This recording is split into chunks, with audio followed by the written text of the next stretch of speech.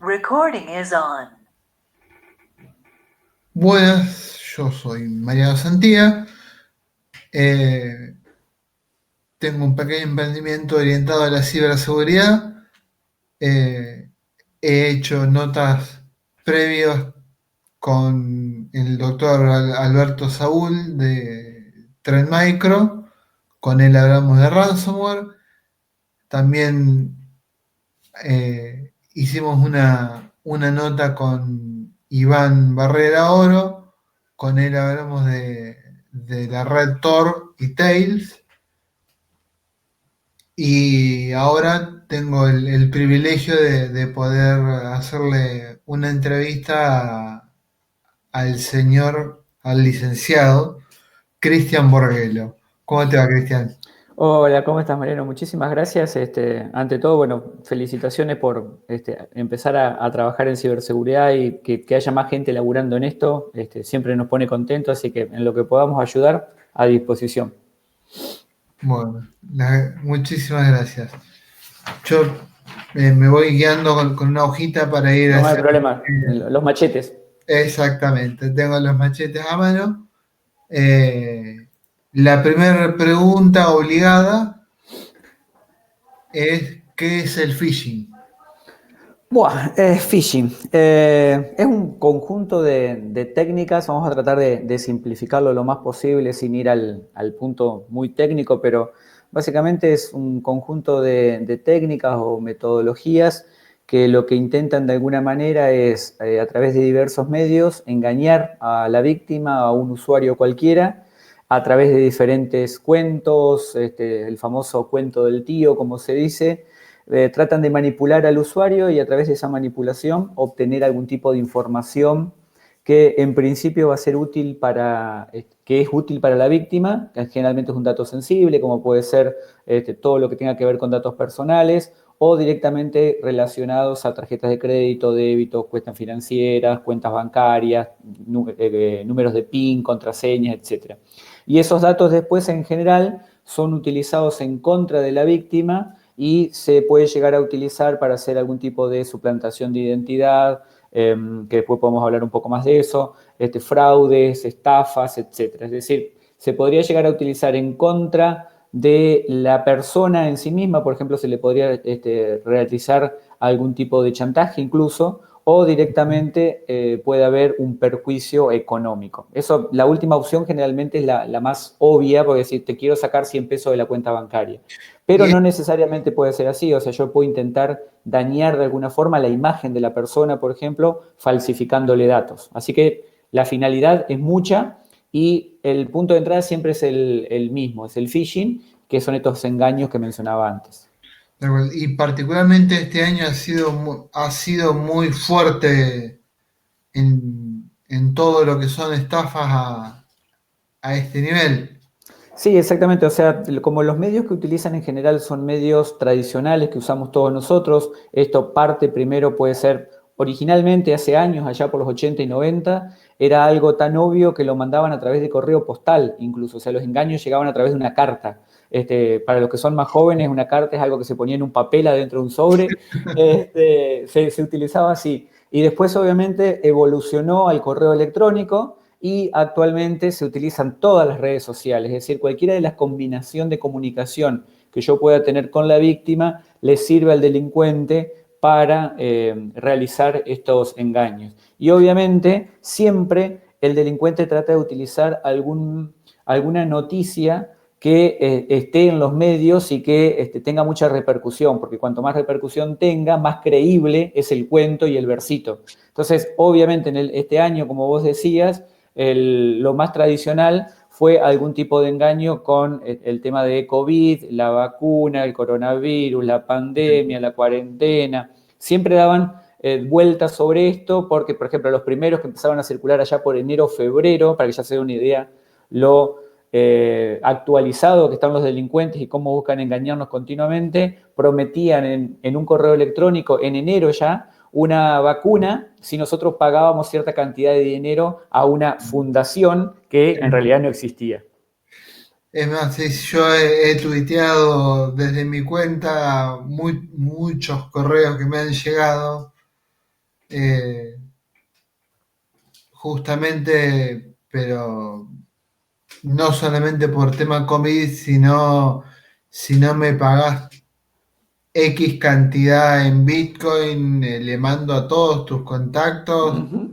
Claro, eh, ese es otro, por ejemplo, ese es un caso de extorsión bien común, en donde te llega algún correo electrónico o te contactan por alguna red social y a partir de ahí te dicen, yo conozco todos tus datos, sé tus contraseñas, accedí a tu computadora y a tu disco, obtuve información sensible o cualquier tipo de foto o video íntimo y a partir de ahí, si no me pagas tanta cantidad de dinero, que en general es una criptomoneda, justamente para limpiar un poco el tracking o el traceo o el seguimiento sobre la estafa, si no me pagas cierta cantidad de dinero, voy a publicar los datos. Obviamente muchos de nosotros se pueden dar cuenta que es falso porque quizás no tenemos ningún video íntimo o nada que pueda ser dañino para nuestra intimidad. Pero si una persona lo tiene, que tranquilamente puede pasar, hay gente que tiene sus videos en el teléfono celular o en la computadora y demás, algo que recomiendo tratar de cuidar. No digo que no lo hagan, cada uno con su vida privada sí, hace lo que quiera, pero cuídenlo a esa información porque es justamente información muy personal. Y si tenemos algo guardado, podemos llegar a pensar que en realidad el delincuente sí tiene esa información y que nos la robó efectivamente y que la va a publicar. Entonces, en el 99.9% de los casos esto es falso, pero puede pasar en alguna condición muy particular, por eso no aseguro, nunca aseguro se lo llevaron preso, exacto. no aseguro que en algún caso particular, efectivamente, una persona podía llegar a tener un video íntimo y alguien se lo pudo haber robado, sobre todo si es alguien famoso o alguien que maneja muchos contactos, etcétera, puede pasar también. Tal cual. Vos hablaste de diversas técnicas de phishing. Eh, en la actualidad, ¿cuántas técnicas existen de phishing? Es una pregunta muy difícil de contestar, porque es muy relativo, depende el tiempo, la fecha, van cambiando y se van renovando. Y yo siempre lo que digo es que en realidad los cuentos más o menos son siempre los mismos. Van aprovechando las noticias de actualidad, por supuesto, y también tratan de ayornarse con más tecnología. Ejemplo de lo que yo decía antes, usaban las cartas primero, después cuando apareció el correo electrónico y se hizo masivo, empezaron a utilizar el correo electrónico, después evolucionaron al SMS, después por supuesto fue evolucionando hacia las redes sociales, hoy las utilizan a todas, Facebook, Instagram, cualquiera, Vimeo, YouTube, la que ustedes quieran, la utilizan. Y también han empezado, obviamente, todo lo que tenga que ver contacto directo, por ejemplo, a través de WhatsApp. Hoy, sin ir más lejos, cuando estamos grabando este video, desde anoche se empezó a promocionar un enlace y una imagen de un supermercado muy conocido en Argentina, en donde aparecen ofertas de trabajo. Y te dicen que vos te postules Ujú. y te piden todos los datos personales, incluso hay una de las versiones, eso también para que vean que a veces el mismo caso tiene varias variantes. Uno de esos casos nos pide la foto del documento, del DNI, que lo mandemos porque así vamos a tener más probabilidad de ser elegidos. Pero lo interesante de esto, más allá de que hay que aclarar que esto es absolutamente falso, de hecho hoy mismo publicamos nosotros un post en nuestro blog, que todos están invitados a entrar, blog.seguinfo.com.ar, y en una de nuestras cuentas, que también hacemos seguimiento de phishing, que después lo vamos a mencionar, mencionando al supermercado que esto es falso, y lo interesante es que si nosotros queremos tener supuestamente la opción de que seamos elegidos para la oferta de trabajo, tenemos que mandar a nuestros contactos el mismo mensaje. Y acá es justamente donde está el anzuelo. Phishing, me olvidé mencionarlo, pero phishing viene de pescar en inglés y Ah, justamente porque ponen un anzuelo creíble a la víctima. En este caso son las ofertas de trabajo jugando con el tema de que la gente obviamente lo está pasando bastante mal y demás y que hay falta de trabajo, entonces juegan con eso. Ese es el anzuelo perfecto, digamos. Y entonces, adicionalmente, como nos piden que lo mandemos a nuestro contacto le va a llegar de nosotros la oferta. Entonces van a pensar que es cierto. Entonces yo te lo mando a vos, por ejemplo, voy a decir, yo a Cristian lo conozco, no me va a engañar con esto, debe ser cierto. Y así se va replicando y se va produciendo una cadena que en pocos minutos, y sin exagerar, en pocos minutos llega a millones de personas. Porque yo se lo mando a 5, vos se lo mandás a 5 más, esos 5 se lo mandan a otros, y así sucesivamente. Entonces, las metodologías van actualizándose, como digo, van dando vuelta en más o menos lo mismo y van aprovechando la tecnología que tienen a disposición para ayornarse y que haya más víctimas. Y la última metodología que han empezado, que hace mucho que la usan ya, pero que se ha perfeccionado mucho, es el tema de las llamadas telefónicas, en donde directamente, en este caso, ahí te llama una persona, o incluso puede ser un programa, eso también a veces la gente no lo sabe, y te manipulan telefónicamente, ese es literalmente el cuento del tío, una persona te llama por teléfono, te dice que hubo un problema con tu cuenta o que, sobre todo a los ancianos le hacen este cuentito, le dicen que tuvo un beneficio y para obtener ese beneficio tiene que ir al cajero automático. Y no lo dejan cortar. Si uno dice yo quiero cortar y me voy al cajero, por ejemplo, le dicen no, si corta pierde el beneficio. Entonces lo van guiando hasta que la persona llega al cajero automático y en el cajero le hacen hacer una operación de préstamo bancario o directamente le dicen que le den el PIN, entonces la persona efectivamente se queda con ese PIN, o le hacen generar una transferencia bancaria. El resultado final siempre es el mismo. El anciano pierde dinero de su cuenta bancaria. De esto hay miles de casos, así que hay que tener cuidado con esto. Tal cual. Otra de las preguntas que a mí particularmente me generó una curiosidad muy grande fue el phishing as a service. ¿Qué tan usual es hoy? También es difícil, o sea, cuando la pregunta es cuánto, es muy difícil porque es difícil de medir, porque en general las organizaciones lo ocultan, los bancos los ocultan lamentablemente, las entidades financieras los ocultan y la víctima también lo oculta. ¿Por qué? Porque a nadie le gusta decir, a mí me engañaron, me sacaron 1.000 pesos del banco y fui medio boludo, hablando mal y pronto, y alguien me llamó, me dijo que vaya al cajero automático y yo le hice la transferencia. Entonces, la realidad es que es muy, pero muy difícil de medir. Pero por otro lado, el phishing as a service, que también existe el ransom as a service, explica un poquito qué significa el as a service ese, es como servicio. Significa que un tercero, un delincuente que en general la tiene un poco más clara que yo, vende sus servicios a otros delincuentes que en general están recién iniciando. Entonces, vamos a suponer, yo hago un kit de phishing, que en general son relativamente fáciles de hacer, tampoco hay que ser un genio para hacer esto, hay que aclararlo, no hay que haber estado 20 años en la NASA, generalmente lo hace cualquiera, y yo lo hago el phishing, me cansé de estafar gente y lo que hago es vendérselo a otros delincuentes, mi kit, que yo ya sé que funciona y que está ampliamente probado, se lo vendo a otros. Entonces por eso se llama como servicio. Yo en realidad le estoy ofreciendo un servicio a otro delincuente. Y el delincuente adicionalmente tiene la obligación, y esto en general funciona así, hay metodologías para lograrlo, que vamos a suponer, yo le vendo mi kit a 10 delincuentes. Y esos 10 delincuentes a su vez engañan a 50 víctimas. Yo, por ser el autor del kit, me quedo con un porcentaje. Entonces, si cada uno de los 10 robó a cada víctima 100 pesos, yo me quedo, vamos a suponer, con el 10 o 20% de ese dinero. Esa es la modalidad. Y en general, si bien, como digo, es difícil de medir y demás, a veces por seguimiento que hacemos de los casos o análisis de los kits de phishing, uno más o menos se puede dar cuenta de dónde viene, o quién lo hizo, quién está detrás, o qué grupo delictivo está detrás. Entonces, es algo realmente común.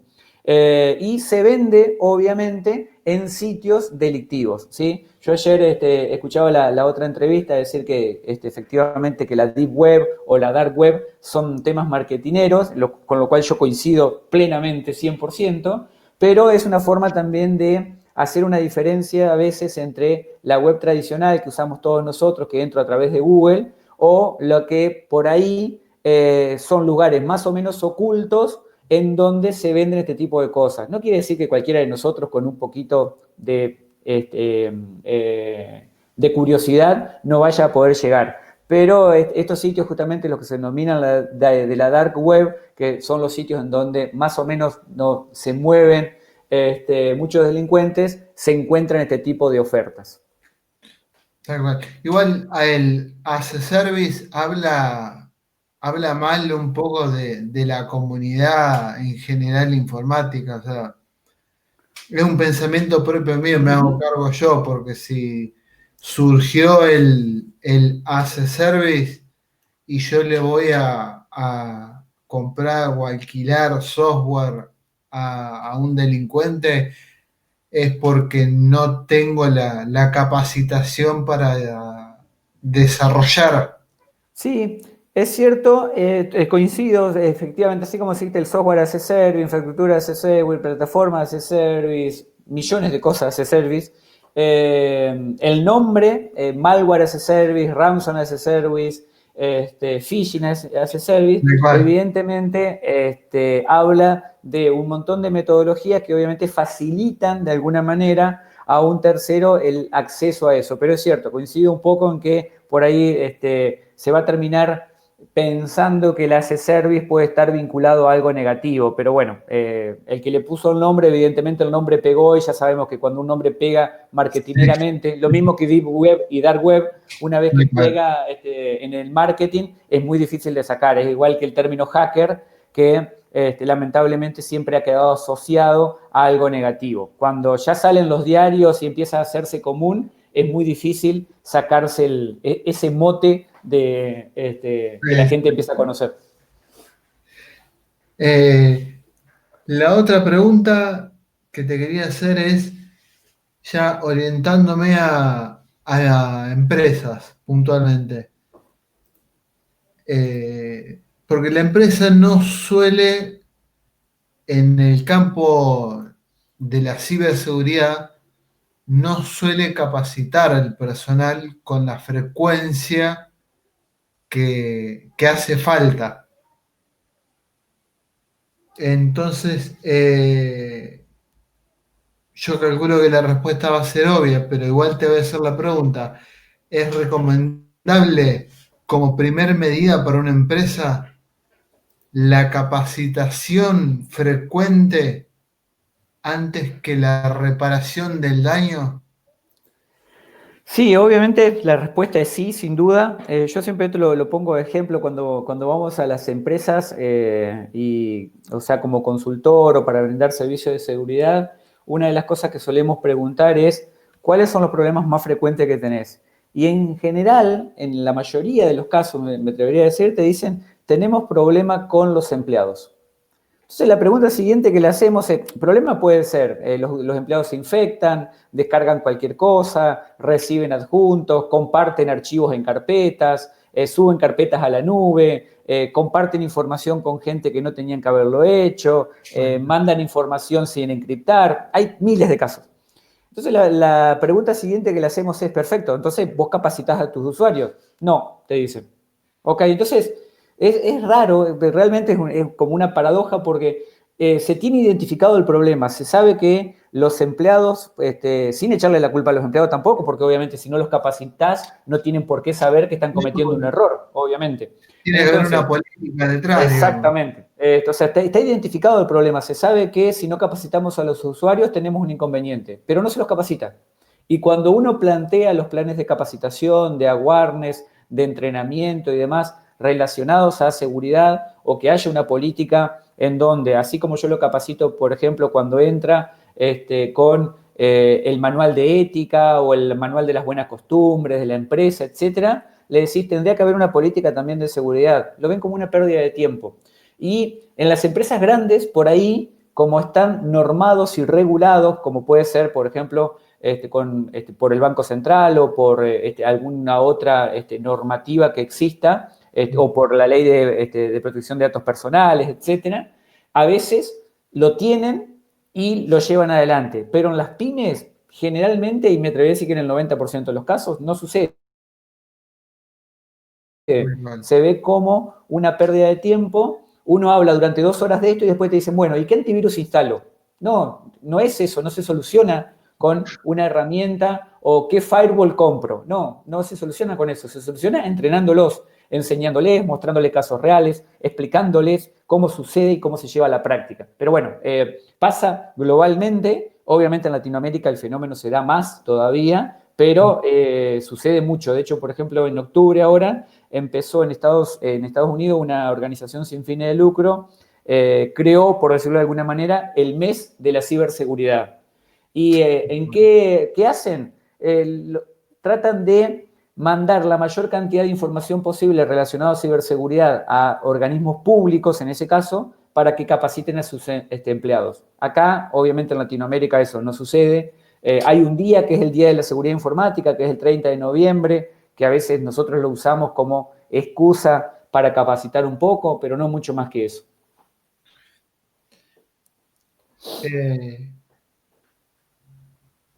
¿Qué técnicas y herramientas existen hoy o que vos desde tu posición disponés para combatir el phishing? Es difícil, o sea, herramientas, yo te diría que herramientas que combaten el phishing hoy hay casi nada. Tenemos que confiar mucho en la inteligencia artificial, con muchas comillas también, que tienen los servidores de correo electrónico. Por ejemplo, si uno usa un correo electrónico abierto, como puede ser Gmail, Hotmail, Yahoo, hasta por ahí, pero sobre todo Hotmail y Gmail, tienen herramientas y tienen capacidad de aprendizaje sobre las técnicas que van utilizando los delincuentes. Entonces, seguramente a más de uno le debe haber pasado que si yo recibo un correo en Gmail o en Hotmail y intento hacer clic arriba del enlace, me dice que el enlace puede ser peligroso o directamente te deshabilita el enlace para que no puedas entrar, cosa que te des cuenta que eso es un correo engañoso. O te lo marcan de alguna forma con una barra amarilla, con una barra gris o con una barra roja, de forma tal de indicarte que ese correo es peligroso. Eso cuando usamos correos tradicionales y personales. Ahora, cuando estamos dentro de la empresa es mucho más difícil. ¿Por qué? Porque a esas configuraciones la tiene que hacer el administrador y tiene que saber que esas herramientas existen. Entonces, acá hay dos opciones. Por un lado, usar servicios en la nube. Yo puedo usar Azure, puedo usar el servicio de Google, etcétera, que tiene las mismas herramientas que mencioné antes y que es nada más que ir y marcar un check para detectar. Pero si esto yo lo estoy configurando dentro en mi propia empresa y no utilizo ningún servicio en la nube, eso es muy difícil de hacerlo y de llevarlo adelante, configurarlo y que quede bien. Y entonces con eso caemos de vuelta que el último filtro termina siendo el usuario. Porque más allá de todas las herramientas técnicas que yo mencioné, esas herramientas son bypaseables, yo las puedo pasar. Y el último filtro sí o sí termina siendo el usuario.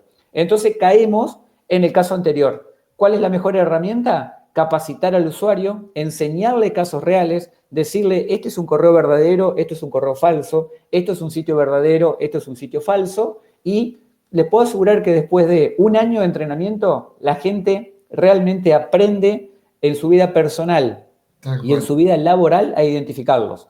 Nosotros hemos tenido diferencias abismales cuando hacemos planes de awareness en las empresas, de una semana para la otra, de empezar a recibir que la gente de soporte o la gente de seguridad, con preguntas de los usuarios, mira, recibí este correo, ¿qué hago? ¿Es verdadero o es falso? Y antes del entrenamiento, capaz que hacía clic de una, sin pensarlo. Entonces, hay mucha diferencia. Hay que realmente dedicar tiempo y capacidad para entrenar a los usuarios. Es muy importante. En nuestro país, ¿fomentamos lo suficientemente la capacitación o bien...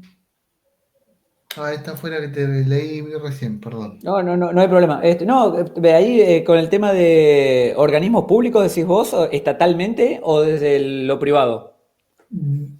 Y yo te consultaría por las dos partes. Mirá, desde lo privado es lo que decía recién. Depende mucho la empresa, depende mucho las regulaciones que tengan. No es lo mismo un banco que una verdulería de la esquina, sin desmerecer, pero hay diferencias abismales, digamos. Entonces ahí depende mucho también la cantidad de presupuesto que tengan, porque si yo tengo que armar una capacitación para todo mi personal y tengo 500 empleados, los voy a tener que capacitar de distintas maneras, a través de distintos medios, voy a tener que dedicar recursos, tiempos, etc. Eso desde el punto de vista privado. Y desde el punto de vista estatal, lamentablemente la respuesta, y acá me hago completamente cargo de lo que voy a decir, es no. O sea, no hay ningún tipo de iniciativa, cero iniciativa, desde el punto de vista estatal, y remarco que es el Estado y no un gobierno en particular, porque acá el que tiene la culpa es el Estado, o sea, el gobierno anterior, el anterior, el anterior, el anterior y el anterior. Es una falta de política estatal. Y hasta, Nunca en y Argentina hasta ha los habido... meses lo hemos visto en los diarios a raíz de los casos de ransomware que se dieron tanto en una compañía privada como en la Dirección En el Nacional. Ministerio de Interior de Migraciones. Sí, eso Sí, es un claro ejemplo de efectivamente una empresa telecom. Bueno, o sea, esto es público, no tengo por qué. De hecho, nosotros hemos estado publicando información de lo que sucedió y demás, si bien la empresa nunca lo hizo. Y después en el Ministerio del Interior, en Migraciones, en donde eso es un ejemplo claro de que no hay ningún tipo de iniciativa, vuelvo a repetir, cero iniciativa desde el punto de vista legislativo, estatal, jurídico, porque tampoco hay ningún tipo de capacitación ni a jueces, ni a fiscales, desde el punto de vista estatal. Sin embargo, hay un montón de organizaciones sin fines de lucro y privados, entre los cuales me encuentro, donde muchísimas veces hemos asistido a capacitar por ejemplo, los jueces o los policías de distintas provincias o de distintos organismos, a fiscales y demás. Pero eso sale siempre desde el punto de vista de organizaciones sin fines de lucro o de gente que queremos colaborar de alguna manera. Pero lamentablemente nunca las iniciativas vienen desde el Estado. Ha habido un montón, le han puesto un montón de nombres, ha ido cambiando de nombre, ha sido ministerio, después fue una secretaría, después fue un organismo que dependía de una secretaría. Le pusieron un nombre primero, después le pusieron otro, después eso empezó a depender de las provincias. Cambió 20.000 veces en 20 años. Yo los primeros contactos que tuve desde el punto de vista de seguridad en el Estado fue en el año 98, con el viejo ARCER, o sea, el CERT de Argentina, que funcionaba muy bien, y estamos hablando de 25 años atrás. Eso desapareció lamentablemente, como digo, le han ido cambiando de nombre, y a partir de ahí no hay ningún tipo de iniciativa para hacerlo. bien. Y acá te voy a hacer una última pregunta que, como te comenté antes, es una pregunta que surgió a partir de un amigo, que yo francamente esta información no la tenía, que me han afirmado que hoy en día el phishing no está penado en nuestro país. Sin embargo, sí lo está el hacer uso de la información obtenida. ¿Esto es así? Claro, efectivamente, la persona que te lo dijo está muy bien informada. En Argentina, aunque parezca mentira, el phishing no es delito. Estamos hablando de delito penal, no acción civil, sino penal. El phishing, la suplantación de identidad y el spam tampoco, no son delitos. No están dentro del Código Penal argentino. La última modificación del Código Penal fue con la ley 26388 en el año 2008, es decir, hace 12 años, y ahí se modificó el Código Penal, y a partir de ese momento después no se modificó nunca más, y por lo tanto eso nunca quedó como un delito penado.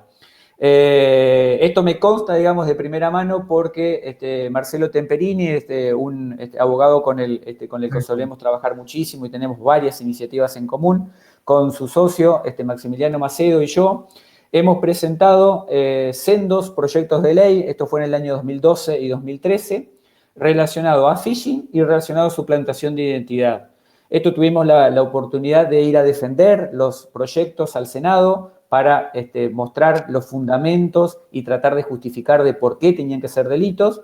Y una cosa que yo siempre cuento y que también da una idea de lo mal que estamos, es que un senador así tirado para atrás, le faltaba fumarse un habano nada más, creo que lo único que falta, o sea, la imagen es muy de película, me termina diciendo de por qué nosotros presentábamos eso y cuál era nuestro interés, si él en realidad nunca había visto en la tapa de un diario que una persona que a una persona le roben la identidad o le suplanten la identidad. Lo cual habla muy mal del nivel de conocimiento que tienen y por otro lado tampoco se dejan capacitar y que nosotros le contemos, le estábamos mostrando casos reales de investigaciones que tenemos todos los días. Si ustedes entran a nuestro blog o entran a Twitter, van a ver que todos los días publicamos 3, 4, 5 casos de distintos casos de phishing o directamente de suplantación de identidad, es decir, que una persona se hace pasar por otra.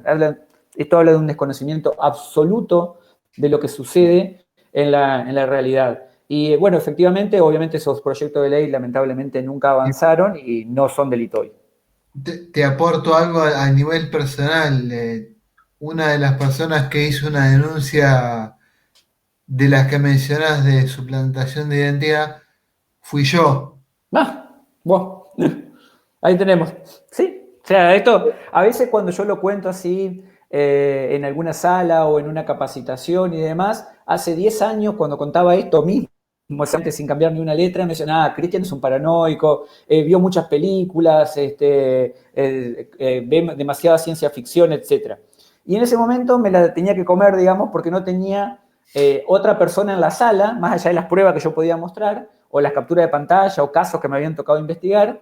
Pero después, ya desde hace, me atrevería a decir, de 8 años para acá, por lo menos, si yo tengo 10 personas en una sala y cuento esto, hay alguien que va a levantar la mano y va a decir, a mí me pasó, o a un amigo le pasó, o yo me enteré de tal caso que le sucedió. Entonces, sin duda es algo que ocurre todo el tiempo. Lo mismo que hablábamos del cuento del tío anteriormente, de la gente que manipulan, por ejemplo, a través del teléfono, que acá me acotan por cucaracha, que se ha maximizado mucho también con el tema del IFE, con los beneficios del IFE, los engañan a los mayores de edad diciéndole que van a tener un beneficio y también los llevan al cajero automático.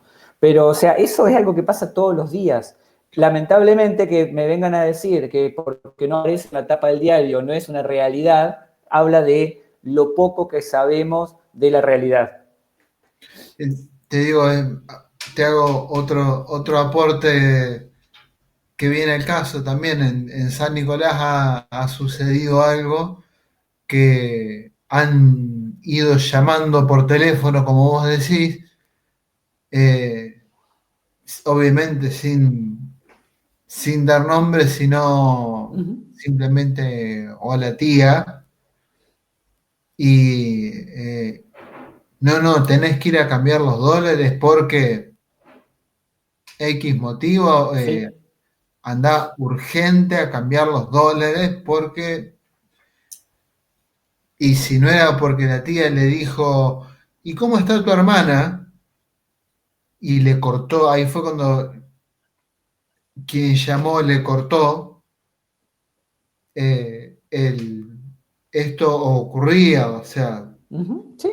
Sí, o sea, cualquier cosa de la actualidad y ni hablar, con el tema de los dólares también, bueno, que recién yo mencioné el caso del IFE, pero el tema de los dólares, que obviamente siempre es un tema en Argentina, pasa todo el tiempo, o sea, una persona que se tiran a la pileta, por ahí saben, tienen información fehaciente de que la obtuvieron de alguna manera, de que esa persona tenía dólares y lo intentan engañar para que lo lleve a algún lugar. Por ejemplo, el caso típico es los billetes de dólar con la cara chiquita no van a circular más.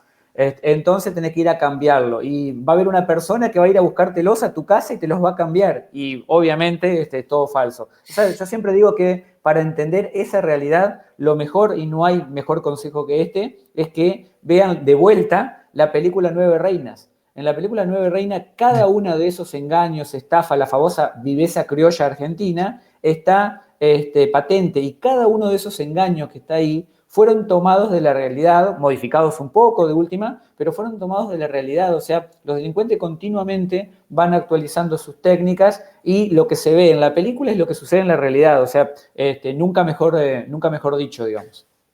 Tal cual. ¿Por qué considerás que no se implementa desde la ley herramientas necesarias para prevenir esto? Es una muy buena pregunta. Una, lo dije hace un ratito, es desconocimiento absoluto y que la gente que nos lidera o que tiene que tomar esas decisiones, lamentablemente no se dejan asesorar o piensan que efectivamente vimos muchas películas de ciencia ficción cuando se lo contamos. Y hay un tema que yo tomo de ejemplo siempre la ley de delitos informáticos, la anterior, la 26388 que mencioné antes, que ¿por qué se terminó sancionando esa ley? Porque hubo un grupo de periodistas a los cuales le habían entrado al correo electrónico y le habían robado información de algunas fuentes. Y esto obviamente tuvo repercusión mediática porque los afectados fueron periodistas y entonces se terminó aprobando una ley que había estado cajoneada como 10 años, porque la ley había sido escrita muchísimo tiempo antes. Sí. Cuando salta esto a la luz pública, se termina aprobando de un día para el otro, con cosas que eran mejorables, la ley está bien hecha, pero ahora es mejorable, obviamente, y se termina aprobando. Entonces yo digo, acá lamentablemente va a terminar pasando algo muy parecido. Se va a empezar a legislar sobre phishing, bueno, se empezó a legislar sobre grooming, por ejemplo, que hoy tenemos ley de grooming, porque había muchísimos casos de menores que los engañaban, también en ese caso menores de edad estamos hablando, obviamente con posteriores delitos sexuales. Entonces, en ese caso se terminó aprobando una ley de grooming, que particularmente yo creo que es mejorable también, pero por lo menos tenemos una ley de grooming.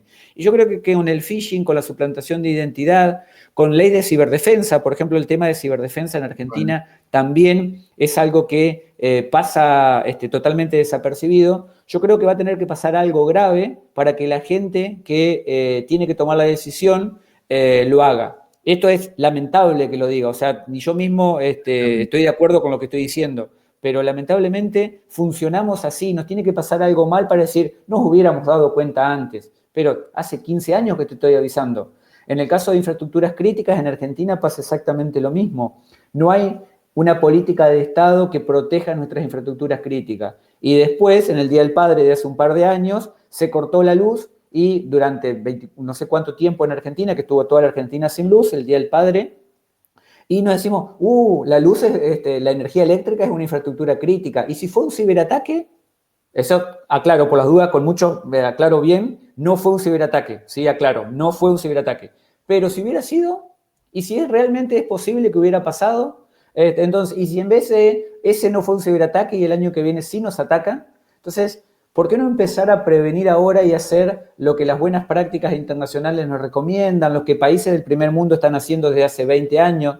Yo tuve la oportunidad de estudiar en Corea del Sur ese tipo de cosas y los tipos están trabajando hace 25 años en esto. Y nosotros estamos discutiendo para ver si es cierto o no. Entonces, evidentemente, tenemos un problema. Lamentable, espero que la forma de verlo no sea que pase algo malo. Que ya nos está pasando. Que ya está pasando, o sea, el tema de la empresa que decíamos hoy, el ataque a una infraestructura o a un servidor del Ministerio del Interior en donde se publicó información muy sensible de ciudadanos extranjeros, por ejemplo. Entonces, ese tipo de cosas, más allá de que se quieran ocultar, porque la realidad es que lo ocultan y dicen, acá no pasó nada, pero la realidad es que están pasando, están pasando. No son tapa de diario, como diría mi amigo senador, pero bueno.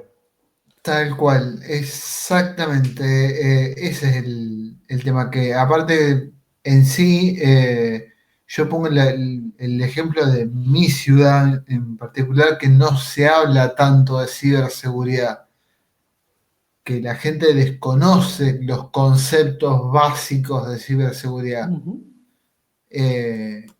Y yo creo que si en mi ciudad se desconocen estos conceptos, seguramente, ¿por qué no?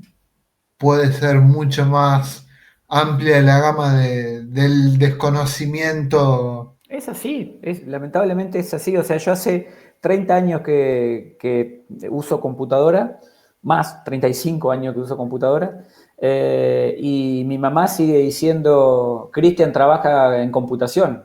Y entonces ahí nos da una idea también de la desinformación general que existe. Y para una persona usar un teléfono celular, a veces pasa, yo le digo mucho sobre todo a los más chicos, que usan un teléfono celular y piensan que son hackers o que ya saben un montón porque saben abrir dos aplicaciones y un juego de teléfono celular. Y eso, obviamente, mañana cuando venga una persona que sepa un poquito más, le va a mandar un correo electrónico o le va a instalar una aplicación en el teléfono celular haciéndole pensar que es un juego y caemos en lo mismo. Entonces, y si eso pasa a nivel gubernamental, a nivel estatal, a nivel de la justicia, sin duda tenemos un problema.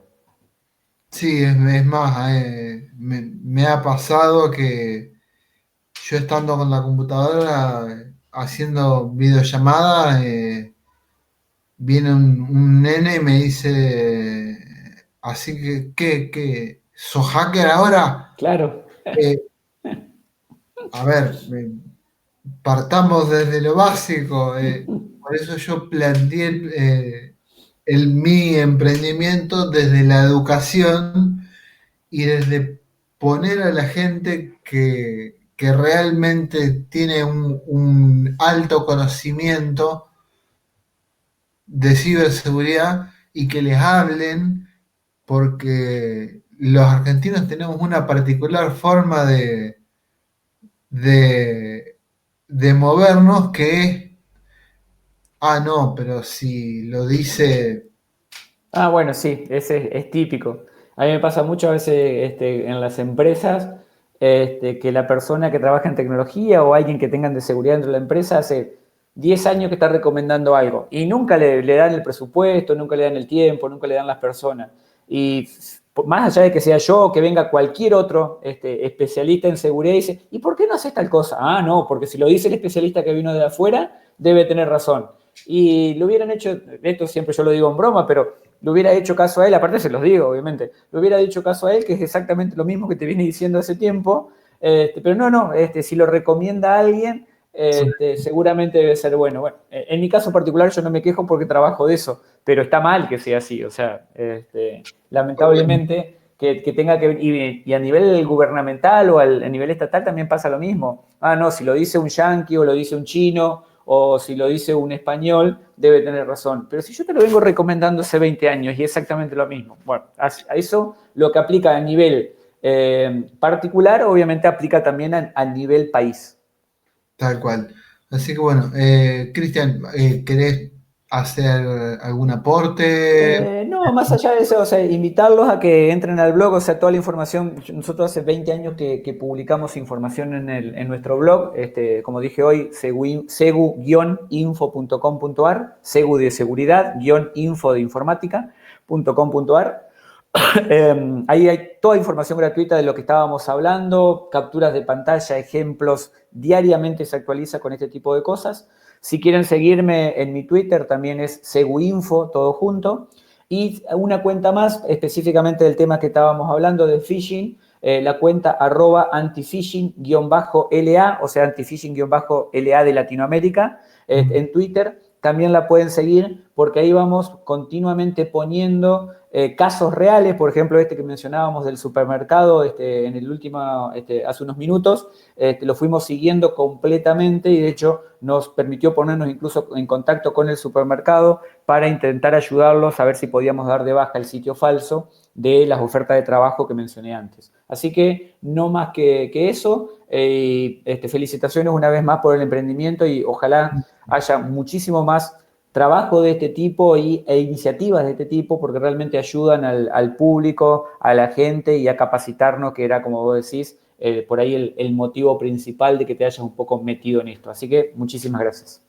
No, por favor, Oni, las gracias son a vos y bueno, seguramente estaremos en contacto a futuro.